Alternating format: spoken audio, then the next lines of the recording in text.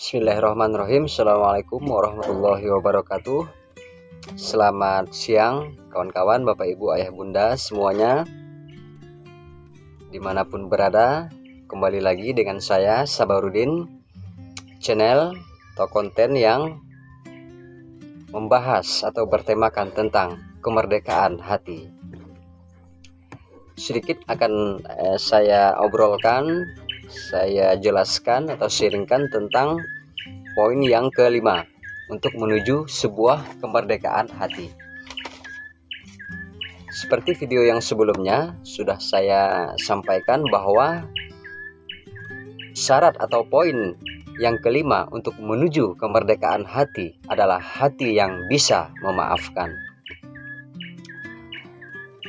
Perlu sekali dalam kehidupan kita ini memaafkan seseorang yang telah menyakiti kita. Namun saya akui hal itu tidaklah mudah, kawan-kawan, bapak ibu, ayah bunda semuanya. Tapi itu adalah syarat. Kalau kita ingin mendapatkan kemerdekaan hati, ketenangan hati, dan kelapangan hati, syaratnya itu adalah bisa memaafkan. Memaafkan itu bukan berarti kita melupakan. Namun ketika kita dengan memaafkan itu bisa menghilangkan rasa sakit, rasa kecewa dikala kita mengingat peristiwa tersebut.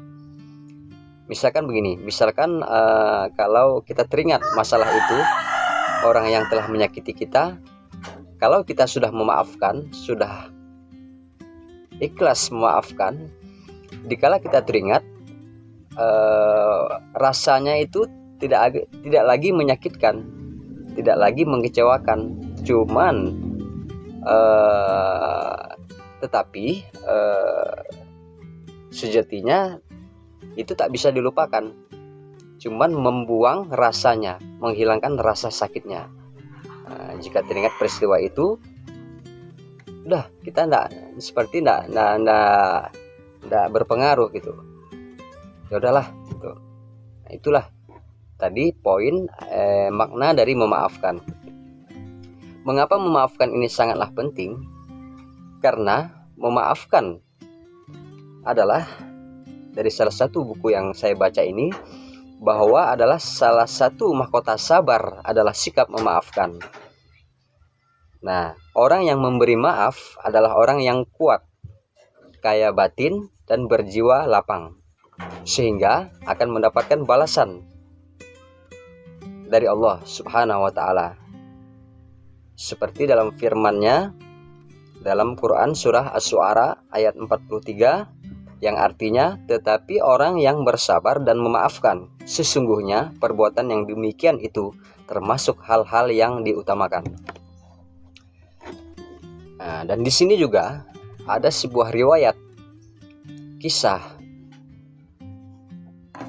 bahwa memaafkan ini adalah salah satu orang yang dirindukan oleh surga.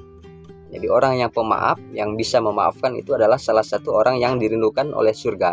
Seperti yang dikisahkan dalam suatu riwayat, suatu hari ketika di sebuah masjid, Rasulullah bersama sahabat melaksanakan sholat. Lalu beliau bersabda bahwa sebentar lagi, kata Rasulullah, akan datang seseorang yang dirindukan oleh surga. Para sahabat pun menunggu-nunggu siapa yang akan datang. Tak lama kemudian datanglah seorang yang langsung sholat, dan setelah selesai dia berlalu begitu saja. Keesokan harinya Rasulullah masih mengatakan hal yang sama seperti kemarin. Kejadian ini berulang sampai 3 kali. Lalu para sahabat, salah satu sahabat yaitu Abdullah bin Amr, penasaran dengan orang itu dan berinisiatif untuk mengikuti dan menginap di rumah si Fulan, katakanlah si Fulan. Ini dari suku Badui, katakanlah namanya si Fulan. Salah satu sahabat itu, Abdullah bin Amr, penasaran amalan apa sehingga Rasulullah sampai 3 kali bersabda bahwa si Fulan ini adalah orang yang dirindukan oleh surga. Lalu sahabat Abdullah bin Amr meminta izin kepada si Fulan itu untuk menginap di rumahnya dengan alasan bahwa sedang bertengkar dengan orang tuanya. Tanpa berpikir panjang, si Fulan itu mengizinkan Abdullah bin Amr untuk menginap di rumahnya. Selama 3 hari, 1 hari, 2 hari, 3 hari, Abdullah bin Amr, sahabat Rasulullah itu yang penasaran itu,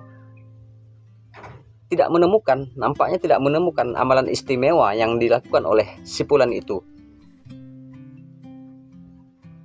Lalu singkat cerita, setelah 3 hari, Abdullah bin Amr pun minta izin untuk pulang, dan dia mengatakan sejujurnya bahwa dia tidak bertengkar dengan orang tuanya, hanya saja ia ingin mengetahui amalan apa yang dilakukan oleh si Fulan itu. Lalu dijawablah oleh si Fulan itu bahwa katanya dia tidak mempunyai amalan yang istimewa, namun sebelum tidur katanya dia membuang rasa benci, rasa iri, dan memaafkan orang-orang di sekitarnya. Nah, itulah, dia tidak punya amalan yang khusus, tetapi sebelum tidur dia hatinya itu memaafkan, hatinya itu tak menyimpan rasa benci kepada orang-orang di sekitarnya, pada orang-orang. Nah, itulah, sehingga surga pun menjadi rindu dengan hati orang yang bisa memaafkan. Jadi untuk menuju sebuah kemerdekaan hati, marilah kita menjadi orang yang pemaaf, yang bisa memaafkan. Sekalipun itu tidak mudah, namun haruslah kita latih, harus kita usahakan, kawan-kawan, Bapak Ibu, ayah bunda dimanapun berada. Mungkin itu yang dapat saya sampaikan, dapat saya sharingkan. Semoga bermanfaat. Terima kasih atas perhatiannya. Mohon maaf jika ada salah kata, hilap kata. Assalamualaikum warahmatullahi wabarakatuh.